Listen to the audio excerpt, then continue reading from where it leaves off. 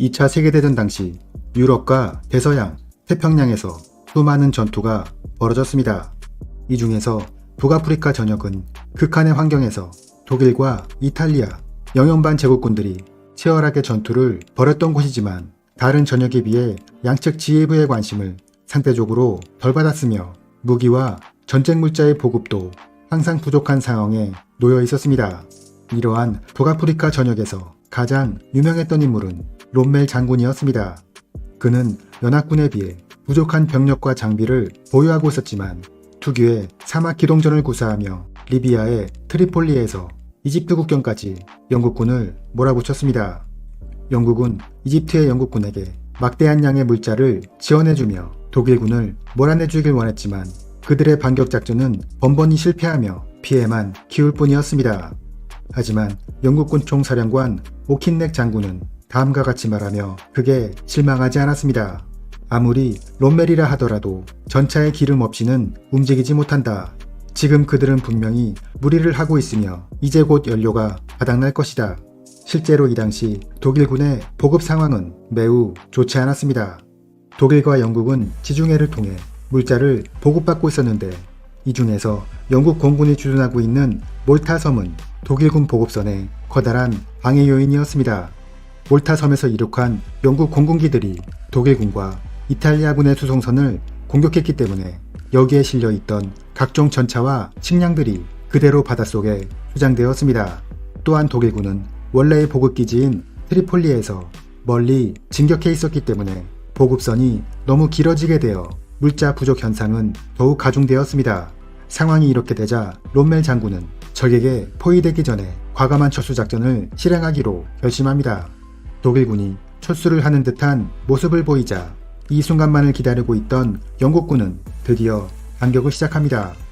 영국군은 그동안 독일군에게 배웠던 것처럼 빠른 기동전을 실시해 그들이 방어전을 펼칠 수 있는 시간적 여유를 주지 않으려 했습니다.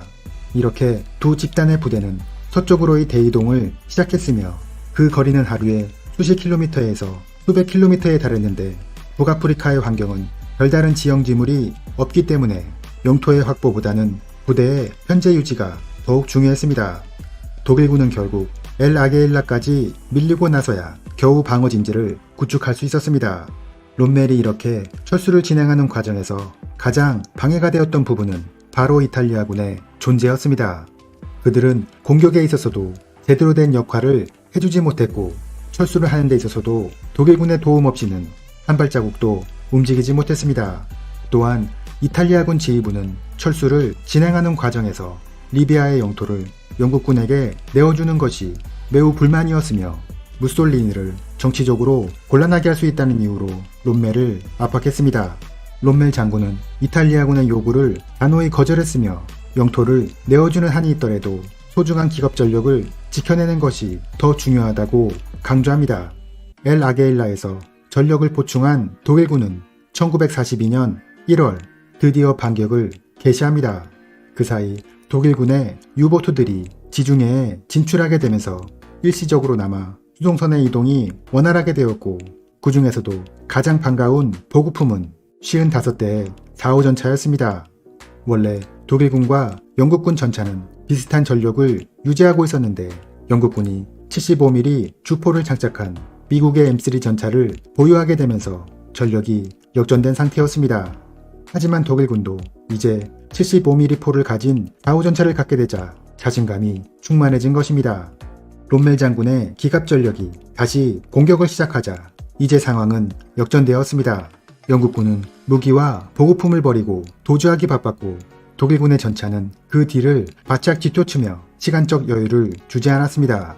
결국 영국군은 가자라 지역에 대규모 방어선을 구축했는데 이 방어선은 약 100km에 달했으며 지뢰와 철조망, 기관총을 곳곳에 설치하고 견고한 진지를 만들어 독일군을 막아내기로 합니다. 당시 양측의 전력을 살펴보면 영국군은 증강된 2개의 기갑사단, 2개 기갑여단, 1개 전차여단, 4개의 보병사단으로 구성되어 있었고 전차는 약 900대 정도였습니다. 반면 독일군은 2개의 기갑사단, 1개의 기계화사단이 있었고 이탈리아군은 1개의 기갑사단, 1개의 기계화사단, 4개의 보병사단으로 구성되어 있었습니다. 하지만 여기에서 중요한 것은 독일군과 이탈리아군이 최소한의 인원으로 이루어진 편제를 유지하고 있었던 반면 영국군은 오히려 증강된 편제를 유지하고 있었고 대부분의 부대가 차량화되어 있었습니다.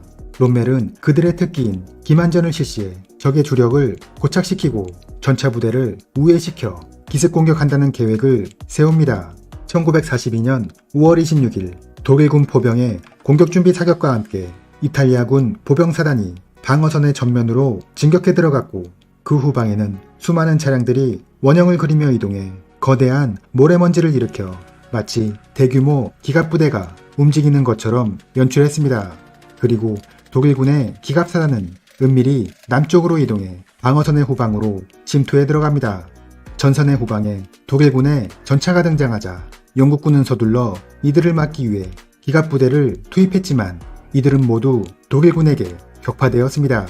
이때 롬멜이 가장 우려했던 것은 영국군의 전차들이 일시에 몰려들어 독일군을 밀어붙이는 것이었는데 다행히 그들은 부대를 축차적으로 투입해 힘을 집중시키지 못했습니다. 영국군은 수백 대의 전차를 잃었으며 수천 명의 병사들이 독일군의 포로가 되었습니다. 롬멜은 이 전투에 대해 다음과 같이 진술했습니다.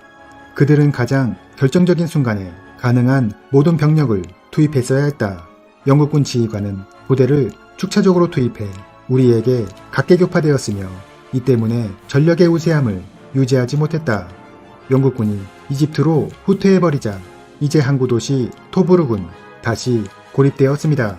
롬멜은 그동안 전략적 요충지인 토브룩을 차지하기 위해 수차례 공격했었지만 그때마다 번번이 실패했었는데 이번에는 반드시 토브룩을 차지하겠다고 마음먹었습니다. 롬멜은 먼저 슈투카 극강화 폭격기와 포병의 야포가 도시를 공격하도록 했으며 부대를 둘러 나눠 토브룩의 서남쪽과 동남쪽을 동시에 공격하도록 했습니다. 영국군은 최후의 순간까지 치열한 방어전을 펼쳤지만 이미 가자라 전투에서 상당수의 부대가 소모되었고 이번에는 독일군이 매우 신속하고 치밀한 공격을 실시했기 때문에 오래 버틸 수는 없었습니다. 결국 롬멜은 그토록 열망했던 토브룩을 차지하게 됩니다. 독일군은 가자라 전투와 토브룩 전투를 통해 영국군 차량 1000여 대와 400문의 야포를 격파했으며 4만 5천 명의 포로를 잡았습니다. 롬멜은 포로가 된 영국군 장교에게 이렇게 말했습니다. 당신들은 정말 잘 싸웠다. 마치 사자처럼 말이다. 그런데 문제는 당신들이 당나귀의 지위를 받고 있었다는 것이다. 롬멜은 이번 전투를 승리로 이끈 공로를 인정받아 히틀러로부터 치하의 전문을 받았으며 육군 원수로 진급할 수 있었습니다. 하지만 롬멜은 그의 부인에게 이렇게 편지를 썼습니다. 원수 계급장보다는 차라리 한 개의 사단을 보내주는 것이 더 좋은데 말이오. 이제 롬멜은 이 기세를 몰아 병력을 이집트로 진격시킵니다. 그리고 철수를 거듭하던 영국군은 지휘관을 몽고메리 장군으로 교체했으며 그는 엘 알라마인에서 최후의 반격을 실시하기로 합니다. 이상으로 마치겠습니다.